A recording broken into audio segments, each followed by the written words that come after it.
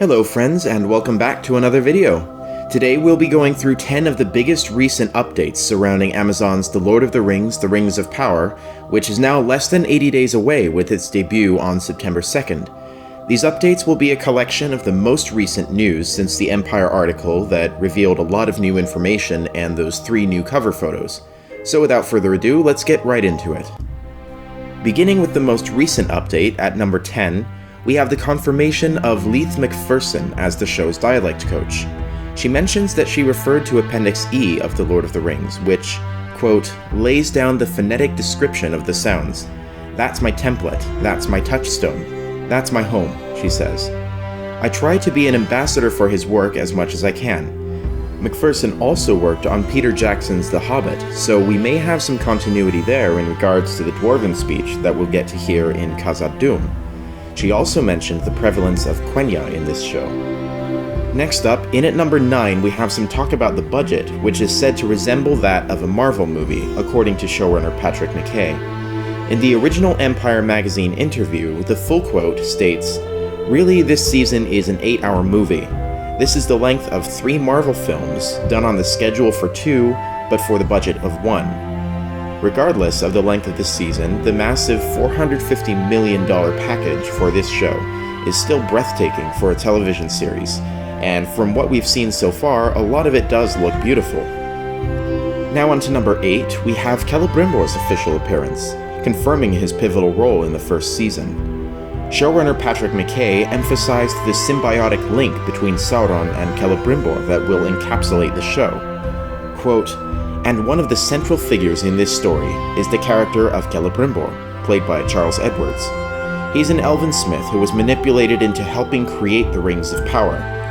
However, they also state that he's very mysterious, and from the first look that we've had at Celebrimbor, the reaction among fans has been quite divided with his short hairstyle, as well as the age of the actor Charles Edwards, who's 52, in comparison to the likes of Galadriel, who are much younger.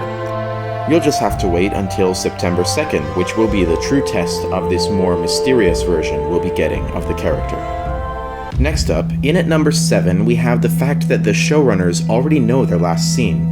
They've said, "We even know what our final shot of the last episode is going to be." At face value, this seems reassuring, due to the nature of television shows not having a set structure from the get-go or going on for very long. As for what this final shot could be, there are many possibilities worth speculating on, although this is something we won't be finding out for several years to come. Could it perhaps be the tragic fall of Isildur, sinking in the River Anduin with arrows in his back while the One Ring falls to the bottom? Let us know what you'd like as the final shot for the show. Nearly halfway there, at number 6, we have the involvement of John Howe and his ice troll sketch. In the teaser trailer, we saw the emergence of this ice troll, which will be a creature our protagonists, mainly Galadriel, will face in the first episode. We later found out that John Howe was the person who designed the troll, with his sketch being the cover of Empire magazine's June edition. We also received a new image of the troll, which seems to be enhanced in some way, tweaked or color graded from what we saw in the teaser trailer, after some criticism over the CGI. All in all, John Howe's involvement is always reassuring, and Fellowship was really happy and excited to have seen and spoken to him in person at the London event. Now for number 5, we have the prevalent role of Tirharad, which was hinted at by that recent image, one of those few that were released prior to the new issue of Empire magazine. Many people speculated as to where it could be, and then we were able to reveal that the character in the image is the elf Arondir, being played by Ismael Cruz Cordova, and this is the Tirharad watchtower, which is situated somewhere in Harad. Interestingly enough, the mountains on the right side of the image could even be the mountain border of Mordor itself. We've observed that the tower, if viewed from above, will look like an 8-pointed star, and the design does look quite elvish, but it seems to have been built a while ago, as it's now part of the Tirharad village. In at number 4, we have all the new Harfords and their names. The Harfords seem to be at the center of Amazon's reveals at the moment, along with their quite interesting names, including Sadok Burrows, played by Sir Lenny Henry, Poppy Proudfellow, played by Megan Richards, Marigold Brandyfoot, played by Sarah Zwangobani, and Largo Brandyfoot, played by Dylan Smith. Of course, some have commented that the names for these Hobbit predecessors sound like they were just put through a Hobbit name generator, but regardless, their storyline seems to be but a small part of the overall show. Next up, in at number 3, we have Theo's mysterious black sword. We have seen this sword now 3 different times. First, in the hand poster, then in the still image of Theo that was released last month, and most recently by Arondir, who is holding it in this image while looking at something in the sky. One possibility could be Gurthang, which was the sword of Turin Turambar, and specifically was black and shone with a pale fire. But how would they even have the rights to this? It being a currently unknown sword seems to be the best bet. The mystery surrounding this sword seems to be another important aspect of this first season. And now for number 2, the penultimate one for today's episode, we have context around the battle and set pieces in the first season. Patrick McKay specifically states, "The siege at Helm's Deep is so iconic and amazing, and it was like, what's a different story that we can do that feels like Middle-earth, but is unique for this story?" He also said, "The show has a lot of action in it, more so than any other television or streaming show that we have seen.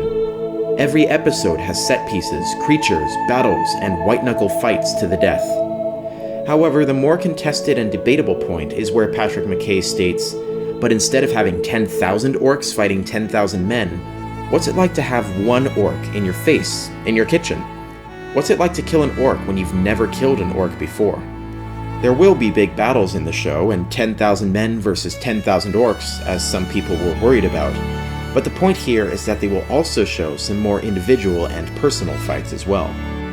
And finally, in at number 1, we have the Comic-Con announcement and recent trailer news. So we tweeted a few weeks ago about a trailer being completed and stored and having 3 separate cuts, and we don't know which one will be released. Since then, it's still the same situation. There is a trailer that's completed and waiting to be released, and with the Comic-Con announcement, it would make sense for it to be during the July event. Still, a trailer could drop in the exact month before Comic-Con, but all signs point towards the convention. Hope still remains that it could be released sooner, even if only a fool's hope, as our beloved wizard put it. Well, it appears we have the grace of the Valar on our side. As fate would have it, we now have an exciting bonus update that's come out in the last 24 hours, after the completion of this list, sped to us swiftly on the wings of the mighty eagles of Manwë. IGN has just released an article that gives us an exclusive first look at the orcs in the show. Right away, there have been a lot of positive reactions to the use of practical effect orcs, following more in the footsteps of the Lord of the Rings trilogy than the CGI-heavy Hobbit movies. In the interview with IGN, Jamie Wilson, head of the prosthetics department, and executive producer Lindsay Weber noted that while the series utilizes a combination of both practical effects and CGI, they wanted it to feel as real as possible. Weber said, quote, "When they're up close to the camera, orcs are really practical, and almost exclusively so. This opens up the potential for some really lifelike and truly terrifying orcs, which will make close combat scenes between the orcs and our protagonists much more convincing and intense. This fact alone has relieved many fans' worries that the special effects in this series would feel, well, not so special, and has made fans a lot more excited for the overall look of the series." Interestingly, the article also tells us that we'll be seeing the first appearance of female orcs on the screen. This implies some interesting things in terms of the show's lore, and whether it shares continuity with the other films. In Peter Jackson's adaptations, orcs were shown being bred in slimy pits, while Tolkien himself stated in his writings that the orcs reproduce in the manner of the children of Ilúvatar, on which point I'm sure I don't need to elaborate. So this means that there had to have been orc women, and that orcs couldn't simply spring from holes in the ground. Coming back now to the IGN article, we also got some bits and pieces of story details. Weber says, "But there's one orc in particular who's very, very tall and strong, who has a particularly enjoyable fight with one of our elven characters that I suspect will be, or hope will be, a favorite among fans." Finally, we also have a clearer mention of Adar's place in the story. Wilson said that this is really the orcs coming back out as they reform under a so-called new leader who's going to lead them forward. This seems to match perfectly with the reports about Adar that we've released previously. Perhaps Adar will be a lesser minion or predecessor of Sauron himself. In order to see how this all plays out, we'll just have to wait and see on September 2nd. And with that, that is all that we have for today. So, thank you guys as always for watching, we really appreciate it. Let us know your thoughts on the recent events surrounding the show, and when you would like the trailer to drop. Make sure to like and subscribe, and until next time, my friends, Namarie.